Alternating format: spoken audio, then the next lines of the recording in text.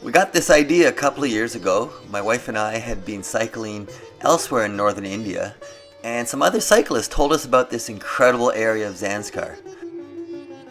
It had to be done. One of the reasons it sounded so interesting is because there's not a continuous road. Like some of the other areas we had been to in India, the roads were amazing and well engineered, but they were very busy with army transports. This area, because the road was not completed, there was hardly any traffic at all, and certainly no army transports.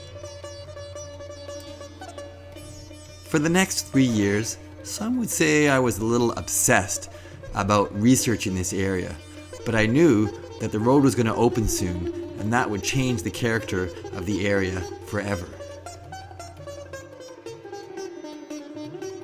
We had 3 minor problems. They were our kids. We have 2 15-year-old twins and an 18-year-old. Sarah, the 18-year-old, was a little more reluctant to come even from the get-go. She was quick to ask, why couldn't we be like a normal family and just go to Hawaii and sit on the beach?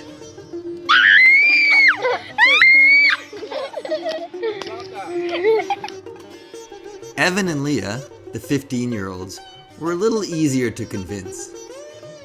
Okay, Leah, what's the best part of the trip so far? The sleeping. The kids were going to be with us 24/7, and there was going to be no Wi-Fi. As you can imagine, that was going to be a bit of a challenge. It certainly was a tough undertaking. There was lots of adventure, lots of unknowns, a few tears, but we really had an amazing time. I hope you enjoy it.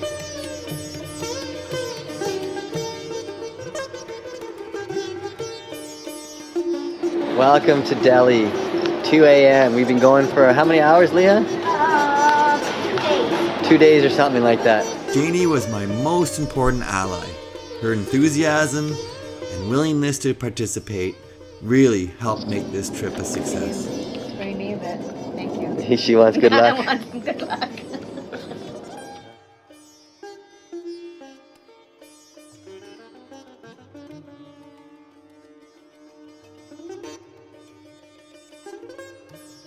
The trip was broken up into a few parts. The first was a 270-kilometer bike ride. And that would take us from the small city of Kargil, which is right on the northern border of Ladakh, India, in fact, only a few kilometers from the Pakistan border, all the way to the end of the road in a small village called Amnu.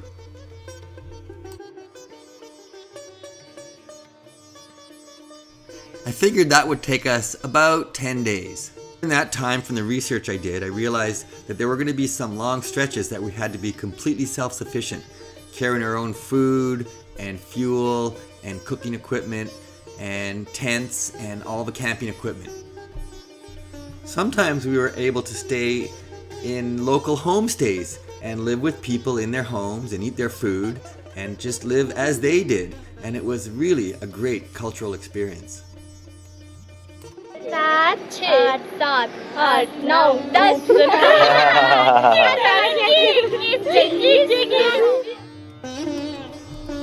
Traffic was very, very sparse. We only saw maybe 2 or 3 vehicles a day, and the truck drivers were really friendly as they went by with their thumbs up out the windows, giving us lots of encouragement.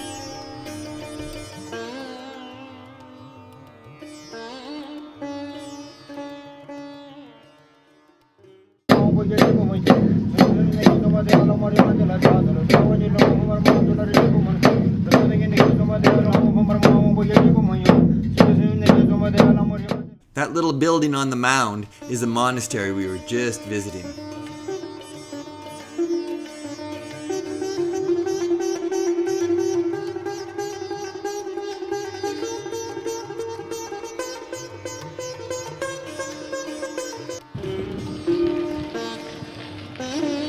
This is the actual speed.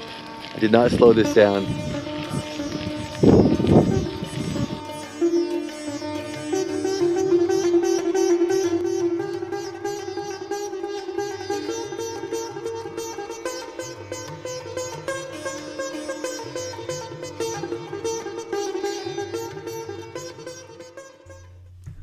Among some of the amazing cultural experiences we had a very, very lucky meeting with the Dalai Lama.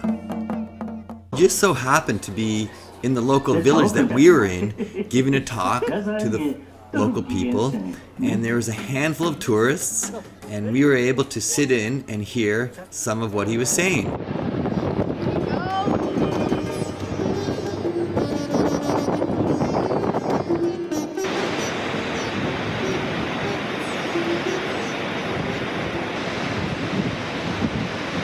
Janie, you getting tired? No, not at all. Not at all? Oh, good. I hate this!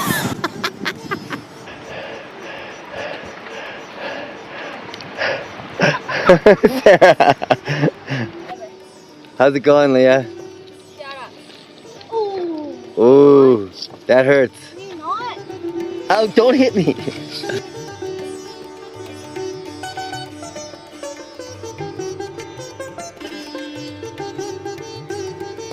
So we've come to a little bit of an impasse. Apparently this thing just came down.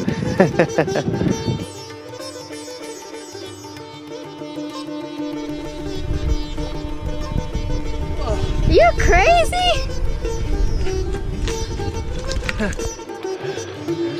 Long way down. Leah! Are you excited about the next stage of our big adventure? 50 kilometers of hiking? Excited! Oh boy, this could be a tough sell. Gee, Mom, I wanna go back to Vancouver. Gee, Mom, I wanna No way! go home. Come on! Here we are, we have a new champion! Cargill to Anmu! 273 kilometers!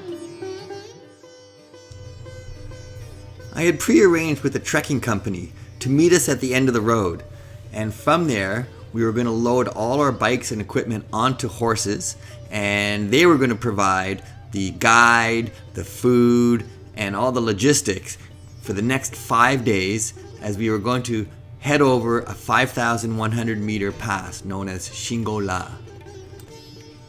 The total distance was going to be about 50 or 60 kilometers, and we would meet up with the road as it resumed on the other side of the mountain pass. We took a side trip to the incredible Phuktal Monastery. It dates back more than 2,000 years and it's perched on the side of a cliff. There's only foot access.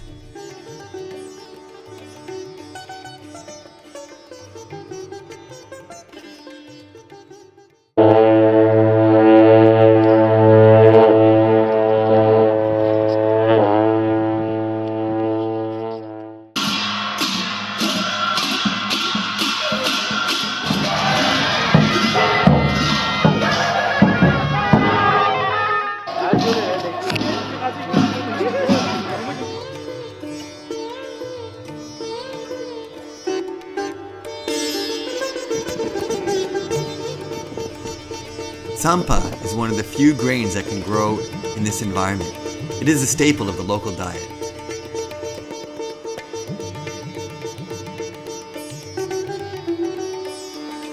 We have just arrived in Kuru and we are greeted by our wonderful team and tea is ready.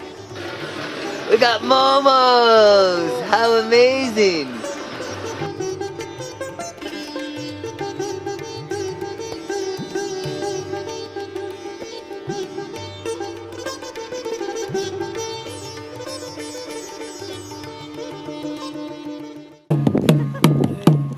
Welcome. Thank you.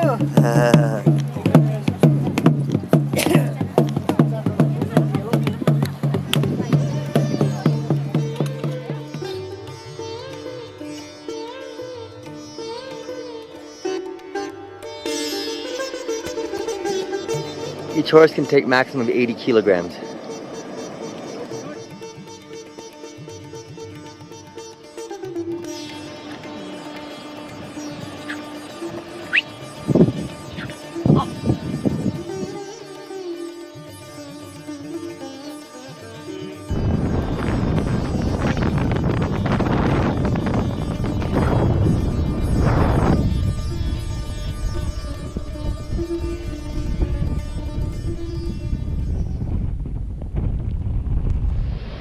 We're getting ready for our campfire Indian style. A little bit of wood and lots of dung.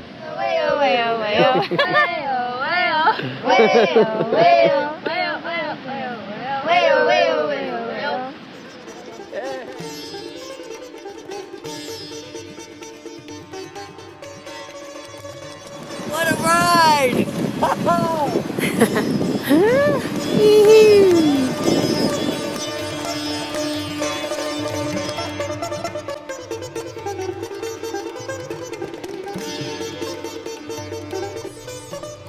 What a relief it was to be back on the pavement after 3 weeks on the harsh roads.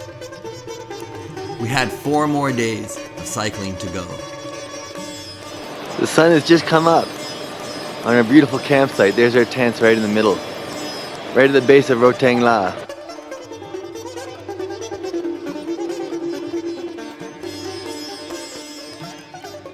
How's it going, Pear? We're almost at Rotang La Pass.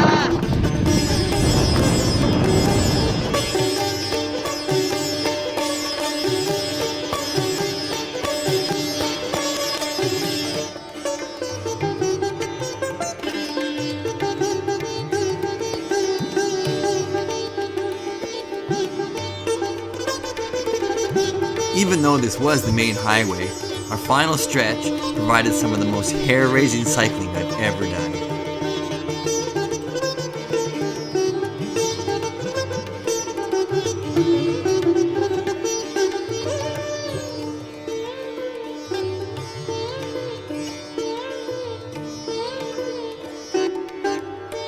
Now, we are in Manali, and that's the end of the Better Himalayan Odyssey 2018.